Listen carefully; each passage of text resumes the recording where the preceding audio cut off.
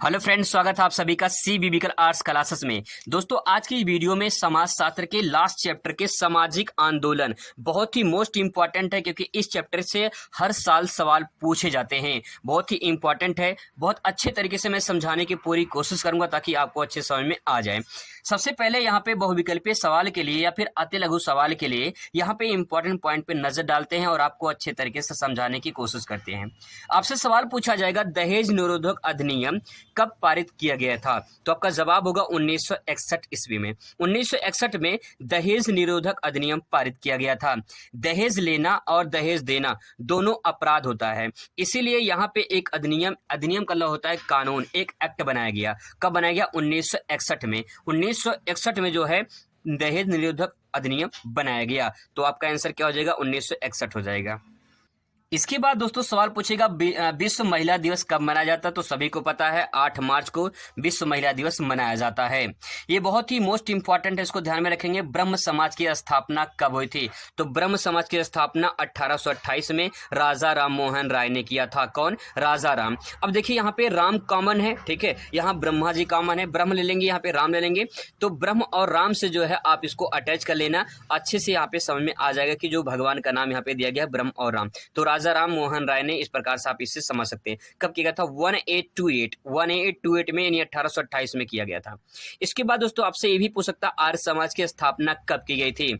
1875 में किया था दयानंद सरस्वती ने। देखिए, आर्य को दया आई थी किस पे? सरस्वती जी को, ठीक है। आर्यों पे दया आई थी किसकी? सरस्वती जी को दया आई थी। तो 1875 में आर्य समाज की स्थापना हुई थी। इस प्रकार से थोड़ा ट्रिक लगाएंगे तो आपको आसानी से याद हो जाएगा। इसके बाद दोस्तों पूछ सकता है आपके, सत्य शोधक समाज की स्थापना किसने की थी? तो सत्य शोधक समाज की स्थापना ज्योतिबा फुले ने की थी। कब? 1873 में किया था। इंपॉर्टेंट है, ध्यान में रखेंगे। तीनों स्थापना आपको ध्यान में रखना है। ब्रह्म समाज की स्थापना राजा राम मोहन राय ने, आर्य समाज की स्थापना दयानंद सरस्वती ने, सत्य शोधक समाज की स्थापना ज्योतिबा फुले ने की थी। इसके बाद तो आपसे पूछ सकता है, ते भागा आंदोलन कौन भागा? ते भागा आंदोलन संबंधित किससे है? बंगाल से संबंधित है। पूछ सकता है आपसे, ते भागा आंदोलन किससे संबंधित है? तो आपका जवाब होगा बंगाल से। आगे देखिए यहाँ पे, चंपारण सत्याग्रह आंदोलन। चंपारण पड़ता तो बिहार में, और यहाँ पे एक आंदोलन हुआ था गांधी जी के द्वारा पहला सफल सत्याग्रह आंदोलन हुआ था। नील की खेती करने वाले किसानों ने आंदोलन किया था, और इसमें जो है गांधी जी की सबसे पहली सफल सत्याग्रह आंदोलन थे। इसके बाद दोस्तों आपसे पूछ सकता है, चिपको आंदोलन वो आंदोलन होता है जो उत्तराखंड में चलाया गया था सुंदरलाल बहुगुणा के द्वारा। ये वन संरक्षण से संबंधित है। चिपको आंदोलन में जब वृक्षों को काटा जा रहा था तो वहां के स्थानीय लोगों ने जो है सुंदरलाल बहुगुणा के नेतृत्व में जो है लोग पेड़ से चिपक जाते थे और कहते थे पहले हमें काटो फिर पेड़ को काटो। इस प्रकार से वनों का संरक्षण किया गया था। तो दोस्तों ये इंपॉर्टेंट प्रश्न है, यहाँ पे कुछ इस प्रकार से जो आप दे सकते हैं, 1 नंबर का सवाल आपसे पूछा जा सकता है। इसके बाद दोस्तों आपका आता है प्रश्न, यहाँ पे जो सवाल यहाँ से पूछ सकते हैं उसको समझने की कोशिश करते हैं।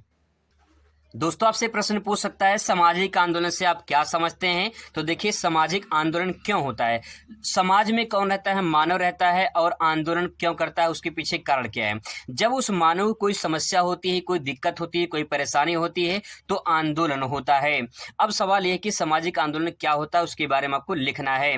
देखिए, सामाजिक आंदोलन सामाजिक परिवर्तन लाने अथवा सामाजिक परिवर्तनों को रोकने की दृष्टि से किया जाने वाला सामूहिक प्रयास होता है। मतलब दोस्तों ये है कि यहाँ पे समाज में कौन रहता है? मानव रहता है, और मानव में जो कोई भी परिवर्तन लाने के लिए किया जाता है, अगर मान लो जैसे कोई कानून लगा दिया जाता है, कोई नियम लगा दिया जाए जो समाज के हितों के खिलाफ हो, तो उसमें समाज जो क्या करता है? परिवर्तन करना चाहता है।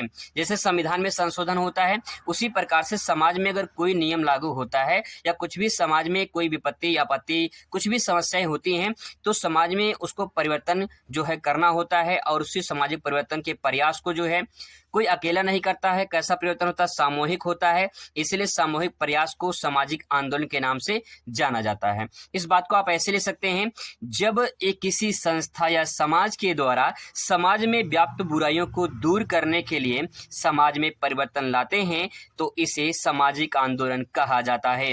बहुत ही आसान शब्दों में लिखा गया है, आप इसे आसानी से समझ सकते हैं। जब किसी संस्था द्वारा, किसी समाज के द्वारा जो समाज में व्याप्त बुराइयां होती हैं उसको खत्म खत्म कर देने के लिए समाज के द्वारा लोग परिवर्तन चाहते हैं, परिवर्तन लाते हैं, और जो परिवर्तन होता है उसी को सामाजिक आंदोलन के नाम से जाना जाता है। ठीक है, अगर आपसे पूछ ले सामाजिक आंदोलन की प्रमुख विशेषताएं क्या हैं, तो आपको विशेषता में क्या लिखना है। देखिए, मैंने आपको पिछले वीडियो में बताया था लॉन्ग क्वेश्चन का तरीका। तो लॉन्ग क्वेश्चन में देखिए कैसे क्वेश्चन पूछा जाता है, इसको आप जरूर देखिए। विशेषता में क्या ले सकते हैं, इसको समझने की कोशिश करते हैं। सबसे पहला दोस्तों यहाँ पे लिख सकते हैं, सबसे पहला पॉइंट, समाज हित के लिए आंदोलन। यानी जो आंदोलन होता है वो किसके लिए होता है, समाज के लिए होता है, समाज के हितों के लिए होता है, समाज की भलाई के लिए होता है। तो अगर आप हेडिंग समझ जाओगे तो आप इसके अंदर आसानी से बनाकर भी लिख सकते हो, क्योंकि समाज में आप रहते हैं तो आप सामाजिक आंदोलन के बारे में थोड़ा मोड़ा जानते होंगे। नहीं जानते हैं तो समझने का प्रयास करेंगे, जान जाएंगे। सामाजिक हित के लिए आप कहाँ रहते हैं, समाज में रहते हैं। अगर समाज में कोई बुराइयां प्राप्त हो गई हैं, कोई बुराइयां अगर आ जाती है तो उसको समाज के हितों के लिए ही किया जाता है। समाज के अंदर व्याप्त बुराई को दूर करने के लिए सामाजिक आंदोलन होता है, जिसे सामाजिक हित के लिए किया जाता है। तो इस प्रकार से समझ सकते हैं, पहला पॉइंट हो जाएगा सामाजिक हित के लिए जो आंदोलन होता है वो सामाजिक हित के लिए होता है। इसके बाद दोस्तों दूसरा पॉइंट ले सकते हैं, इसमें विशेष उद्देश्यों की पूर्ति के लिए किया जाता है। विशेष उद्देश्य का मतलब क्या होता है, प्रत्येक आंदोलन कोई न कोई उद्देश्य होता है जिसमें सभी जनता का सहयोग होता है। इसमें दोस्तों जो सामाजिक आंदोलन किया जाता है उसमें किसी न किसी प्रकार से कोई न कोई उद्देश्य होता है, कोई न कोई मकसद होता है। अगर आप परीक्षा के लिए पढ़ रहे हैं तो आपका उद्देश्य यही है कि मैं अच्छे नंबर से पास हो जाऊं, तो आपका भी पढ़ने का एक उद्देश्य है, वरना आप क्यों पढ़ते हैं। जैसे लोग बोर्ड पेपर दे लेंगे, बोर्ड पेपर खत्म हो जाएगा, इसके बाद कोई नहीं पढ़ता है क्योंकि उद्देश्य आपके खत्म हो जाते हैं। इस टाइम पे आपका सबसे बड़ा उद्देश्य ये है कि बोर्ड परीक्षा में पास होना, इसलिए आप जो है पढ़ रहे हैं, मेहनत कर रहे हैं। तो दोस्तों अगर कोई उद्देश्य की पूर्ति की जाती है समाज के द्वारा तो यहाँ पे कोई न कोई उद्देश्य होता है, कोई न कोई उसका टारगेट होता है, लक्ष्य होता है। तो यहाँ पे इस पॉइंट को आराम से ले सकते हैं। इसके बाद आगे देखिए, प्रदर्शन व जो है नारों पर जोर। यहाँ पे जो प्रदर्शन होता है, जो नारा होता है, जैसे भारत छोड़ो आंदोलन नारा जैसे गांधी जी ने दिया था, भारत छोड़ो आंदोलन, बहुत सारे नारे जो है लगाए गए थे। तो उस नारे पर भी कहीं न कहीं जो है बहुत बड़ा प्रभाव होता है। ठीक है, जो नारा जारी किया जाता है उसमें बहुत बड़ा इफेक्ट होता है, समाज पर प्रभाव डालता है। सामाजिक आंदोलन सामाजिक जो है समाज के उद्देश्यों की पूर्ति के लिए किया जाता है। इसमें लोग शांतिपूर्वक प्रदर्शन कर और कुछ महत्वपूर्ण नारे को लगाते हैं, उससे उत्तेजित करता है। तो जो प्रदर्शन करते हैं, जो नारा लगाते हैं, उससे भी कहीं न कहीं समाज को बेनिफिट होता है, उससे फायदा मिलता है। आगे ले सकते हैं अहिंसात्मक आंदोलन। सामाजिक आंदोलन जो होता है वो अहिंसात्मक होता है, मतलब उसमें कोई हिंसा नहीं होती है।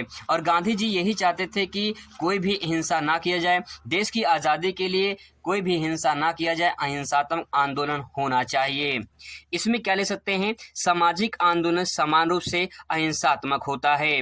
वे अपने कार्यक्रम, हड़ताल, धरना, भूख हड़ताल, बहिष्कार, सत्याग्रह आदि के द्वारा जनता तक अपनी बात सरकार तक पहुंचाते हैं। जो जनता की मतलब कि जो जनता होती है वो अपनी बात सरकार तक पहुंचाती है। कोई भी इसमें लड़ाई झगड़ा नहीं होता है, वो चाहे हड़ताल करे, चाहे धरना दे, चाहे भूख हड़ताल करे, चाहे किसी का बहिष्कार करे, चाहे सत्याग्रह करे, आदि के माध्यम से जब सरकार तक अपनी बातें पहुंचाती है तो उसे अहिंसात्मक आंदोलन कहा जाता है। और खासकर सामाजिक आंदोलन जो है वो होता है आपका अहिंसात्मक होता है।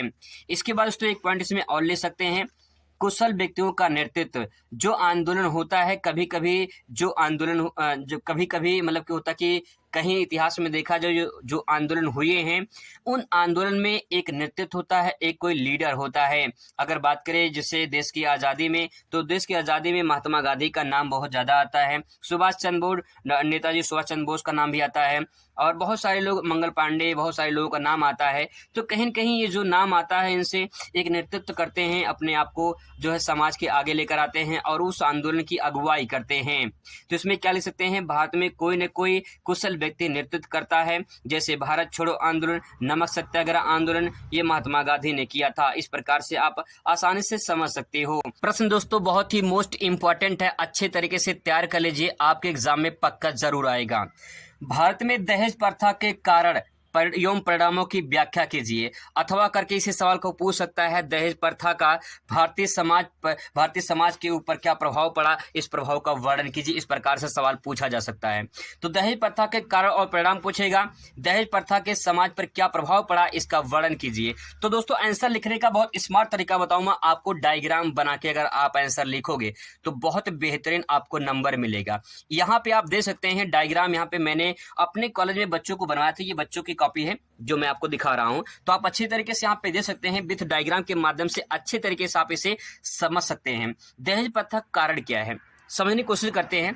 विवाह की अनिवार्यता, सबसे पहला कार्य है कि परंपराएं चली आ रही हैं कि शादी करना है। जब किसी घर में कोई बेटी पैदा होती है तो कुछ दिन के बाद बाप के जहन में यही आता है कि बेटी की शादी करनी है, बेटी की शादी करनी है।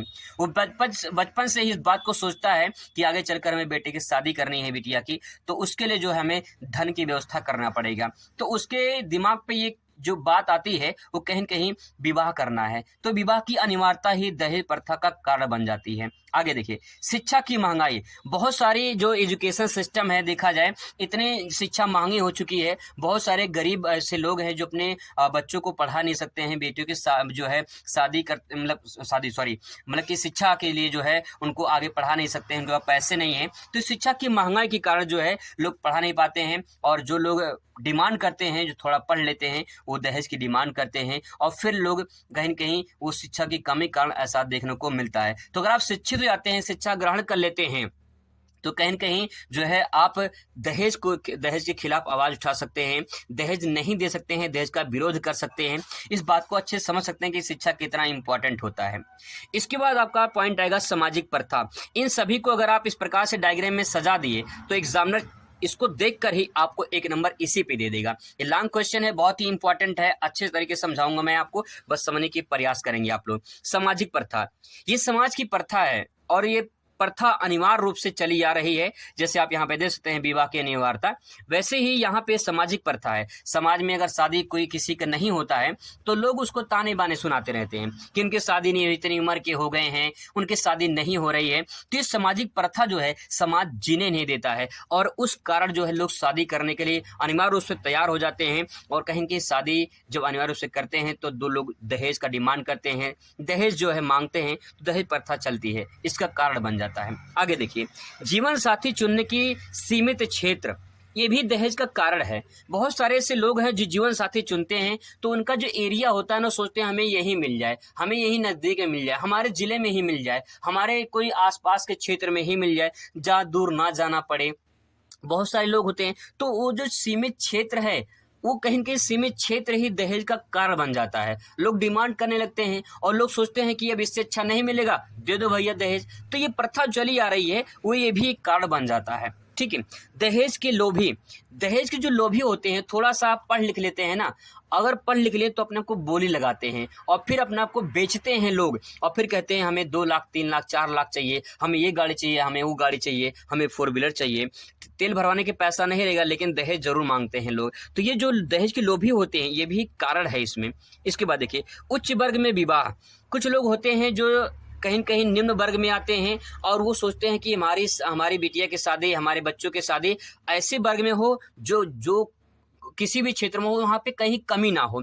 मतलब ये सोचते हैं कि हमारे जो बिटिया की शादी हो वो अच्छे घर में हो, अच्छे खानदान वाले हो, पैसे वाले हों, नौकरी वाले हों। तो भैया नौकरी वाले हों तो डिमांड तो करेंगे ही, दहेज मांगेंगे ही, तो दहेज का कारण बनेगा कि नहीं बनेगा? बिल्कुल बनेगा। तो ये सारे पॉइंट दोस्तों आप इसमें अच्छे से लिख सकते हैं। चलिए अब इसके बारे में थोड़ा डिटेल में समझने की कोशिश करते हैं, एक एक पॉइंट में आपको समझाने की कोशिश करूंगा। यहाँ पे देखिए, मैक्स रोबिन ने जो है यहाँ पे कुछ कहा है। क्या कहा है आइए समझने की कोशिश करते हैं। इन्होंने क्या कहा है, दहेज वह संपत्ति है जो एक पुरुष अपने विवाह के समय अपनी पत्नी के परिवार से प्राप्त करता है। बहुत ही मैक्स रोबिन ने बहुत अच्छे तरीके से समझाने की कोशिश किया है कि दहेज क्या है। दहेज एक संपत्ति है, सिंपल सी बात, संपत्ति तो है ही है तभी तो मांगते हैं, संपत्ति ना होता तो मांगते क्यों, है कि नहीं?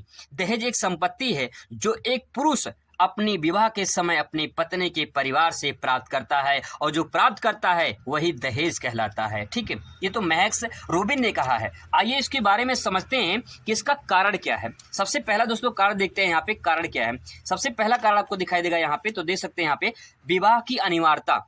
विवाह की अनिवार्यता में क्या लिखेंगे?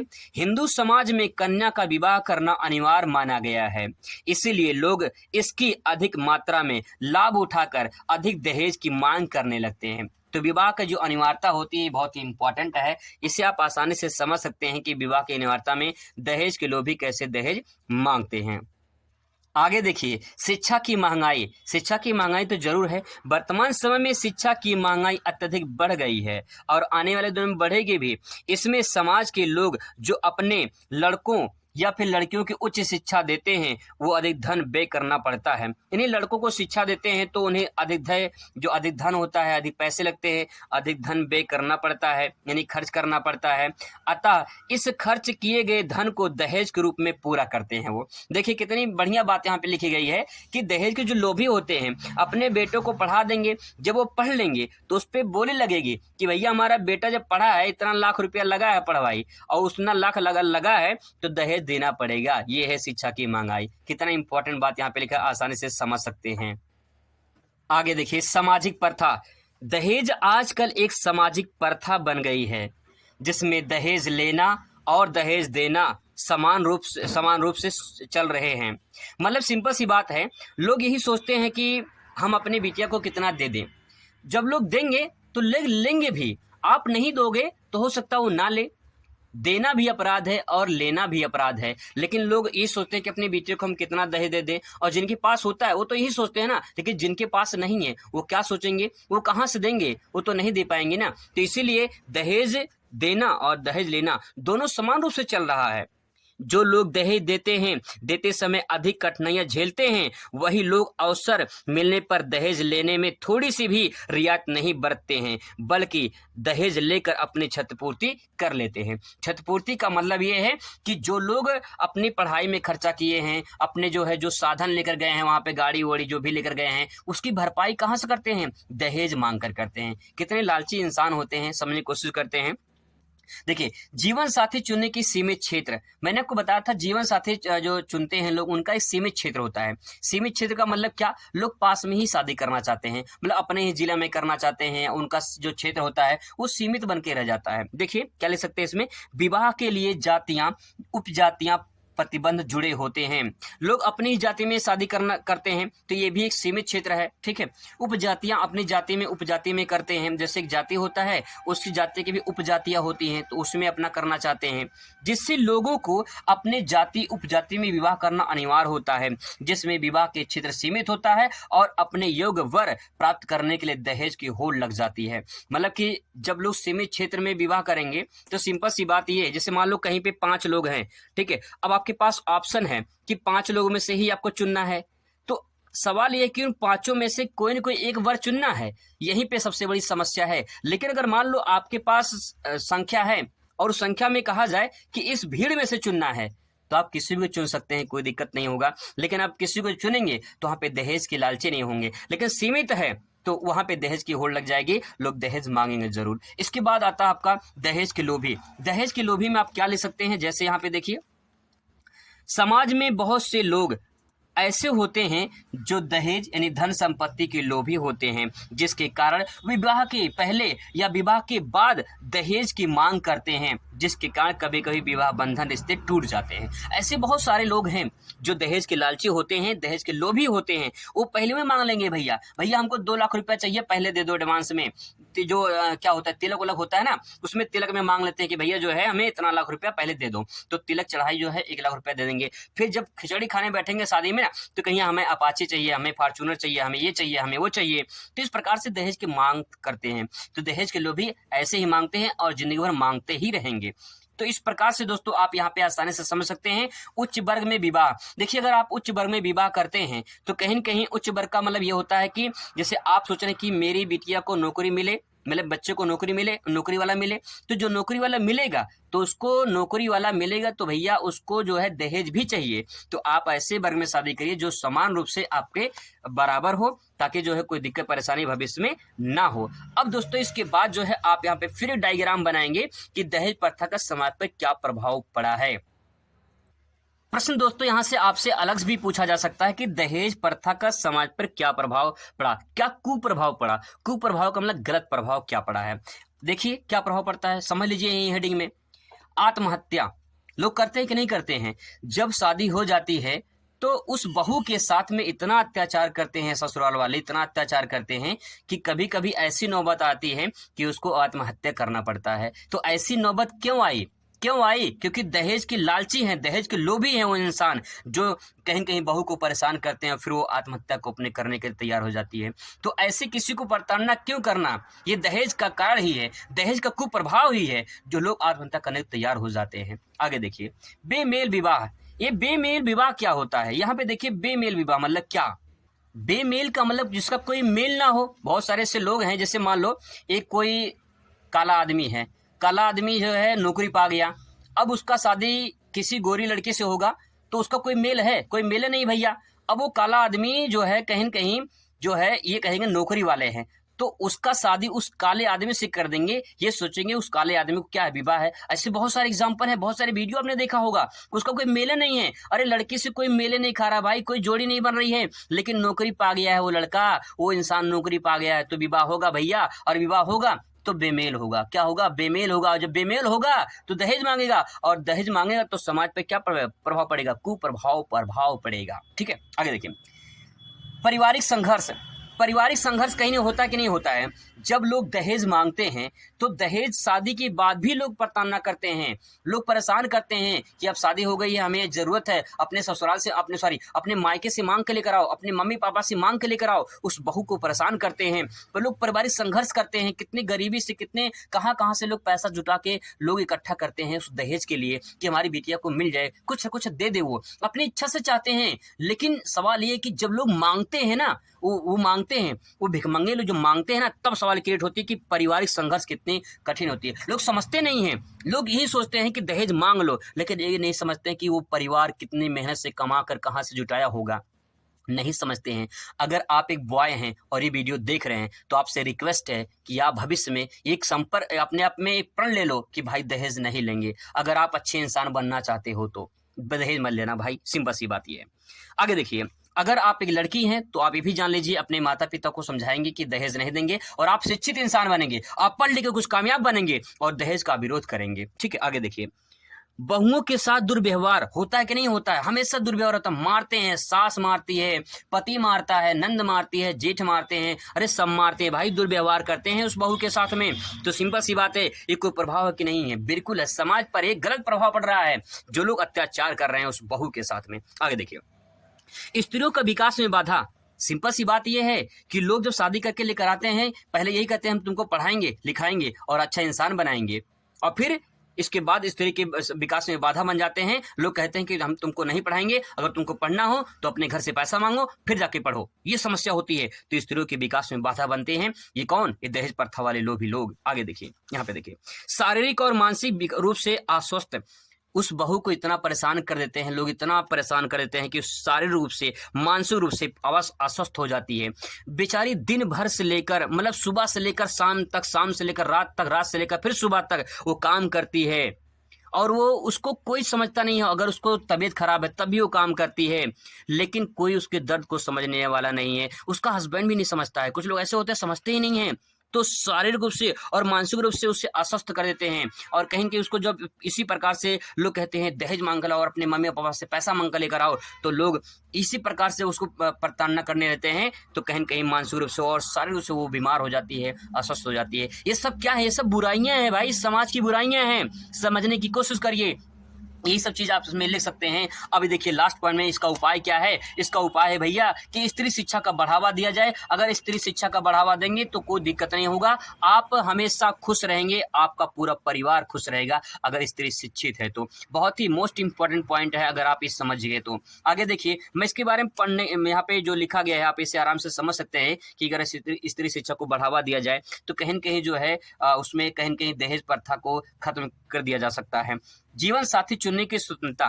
देखिए, अगर आप जैसे जीवन साथी आप चुनते हैं तो उसमें आपको आज़ादी होनी चाहिए। आपके पास लिमिट क्षेत्र नहीं होना चाहिए, असीमित क्षेत्र होना चाहिए कि अपने जिले से बाहर भी जाके लड़का लड़की देख सकते हैं, वहाँ पे अपनी मनपसंद शादी कर सकते हैं। मनपसंद का मतलब ऐसा नहीं कि पूरे आज़ाद हो जाओ, आज़ादी का मतलब ये है कि आप जो है जीवन साथी चुनने का अधिकार होता है। बहुत सारे ऐसे लोग होते हैं जो है लड़का लड़की खुद अपने को पसंद करते हैं, फिर शादी करते हैं। तो आपका सिद्धांत ये होना चाहिए कि आप अपने माता पिता के खिलाफ नहीं जाएंगे, लेकिन जो है अपने हिसाब से चुनेंगे वर, लेकिन आप जो है कोई गलत कदम नहीं उठाएंगे। ऐसा करके जो है अपने माँ बाप को बदनाम नहीं करेंगे, ठीक है। तो जीवन साथी चुनने का जो आजादी आपको दी गई है वो इस प्रकार से दी गई कि आप जो है अच्छे तरीके से आप अपना वर चुने और अपने माता पिता का भी कहीं कहीं सुने। दोस्तों, दहेज प्रथा को खत्म जानते हैं कौन कर सकता है? ये प्रेम विवाह वाले, जो लोग प्रेम करते हैं और दूसरे से कसमें खाते हैं कि तुम्हारे बिना जी ना पाई। तो दोस्तों यही तो होता है प्रेम विवाह का मतलब, ये होता है कि भैया कमिटमेंट करते हैं कि अब जी ना पाई तुम्हारे बिना। तो सवाल ये होता है कि प्रेम विवाह जो है, ये लोग प्रेम विवाह करते हैं तो उसमें दहेज की मांग ही नहीं होती है। लोग खुशी खुशी करते, जाओ जी लो अपनी जिंदगी, जाओ सिमरन जा जी ले अपनी जिंदगी, है ना। इस प्रकार से अंतर जातीय विवाह, अगर किसी भी जाति का दूसरे जाति से विवाह हो जाता है तो अपने मनपसंद का विवाह कर सकते हैं, तो उसमें जाति बंधन नहीं होगा ना। जब जाति बंधन खत्म हो जाएगा तो दहेज भी खत्म हो सकता है। देख लीजिए कितना बढ़िया बात कही गई है भैया। नारी आंदोलन, नारी आंदोलन के खिलाफ जो है यहाँ पे जो नारी आंदोलन होता है वहां पे समझना चाहिए कि यदि इतिहास में देखा जाए तो यह स्पष्ट होगा कि जब किसी समस्या के विरुद्ध नारी आंदोलन हुए हैं तो उसमें भी अधिक सफलता मिली है। अतः लड़कियों को दृढ़ प्रतिज्ञा होना होगा कि दहेज लोभी से कदापि विवाह नहीं करेंगे और ना ही किसी को करने देंगे। इस प्रकार नारी अपने शोषण को समाप्त करने और समाज में एक नया वातावरण बना सकती है। देखो कितना बढ़िया बात कहा, कितने अच्छे तरह के सेंटेंस मैंने लिखवाया है, आप इस बात को आसानी से समझ सकते हैं। इसके बाद दोस्तों नारी आंदोलन से संबंधित आपसे एक सवाल पूछा जाएगा, भारत में महिला आंदोलन के प्रमुख कारण क्या है, अथवा भारत में प्रमुख महिलाओं के आंदोलन की व्याख्या कीजिए, अथवा स्वतंत्र भारत में महिला आंदोलन पर एक निबंध लिखिए, अथवा नारी आंदोलन के समाज पर क्या प्रभाव पड़ा है। ये बहुत ही मोस्ट इंपॉर्टेंट प्रश्न है, इसको आप जरूर तैयार कर लीजिए। आप इसको तैयार कर लीजिए, अच्छा प्रश्न है, आपके पेपर में जरूर आएगा। तो दोस्तों आई होप कि आपको ये सारे प्रश्न आपको समझ में आया होगा और अच्छे तरीके से आपको याद हुआ होगा। आई होप मिलते हैं नेक्स्ट वीडियो में। Thanks for watching.